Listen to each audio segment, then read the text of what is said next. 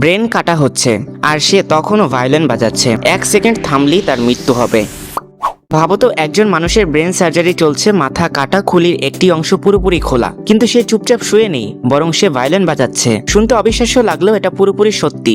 এই ধরনের অপারেশনকে বলা হয় অ্যাওয়েক ক্রেনিওটমি। এই সার্জারিতে রোগীকে পুরোপুরি ঘুম পাড়িয়ে রাখা হয় না, বরং তাকে জাগিয়ে রাখা হয়। কারণ আমাদের ব্রেনের কিছু অংশ আছে যেগুলো কথা বলা, নাড়াচাড়া এবং মিউজিক বাজানোর মতো গুরুত্বপূর্ণ কাজ নিয়ন্ত্রণ করে।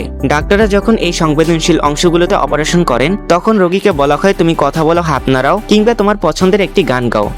এটা কেন করা হয় জানেন? কারণ যদি হঠাৎ করে রোগী কথা বলা বন্ধ করে দেয়, বা তার হাত ঠিকমতো না চলে, বা মিউজিক থেমে যায়, তাহলে ডাক্তাররা সঙ্গে সঙ্গে বুঝতে পারেন ব্রেনের খুব গুরুত্বপূর্ণ কোনো জায়গায় সমস্যা হচ্ছে। এভাবে তারা রিয়েল টাইমে বুঝতে পারেন কোথায় ভুল হচ্ছে, আর সাথে সাথেই সেটা ঠিক করার চেষ্টা করেন। আর মজার বিষয় হলো, মিউজিক বাজালে ব্রেনের অনেকগুলো অংশকে একসাথে অ্যাক্টিভ রাখে। তাই ভায়োলিন, গিটার কিংবা গান এসব শুধু বিনোদন না, বরং জীবন বাঁচানোর একটি টুল। তাই এটা কোনো ফাইজলামি না, বরং আধুনিক চিকিৎসা বিজ্ঞানের এক অসাধারণ উদাহরণ, যেখানে একজন মানুষ নিজের জ্ঞানই নিজের জীবন বাঁচানোর জন্য সাহায্য করছে। Like and subscribe.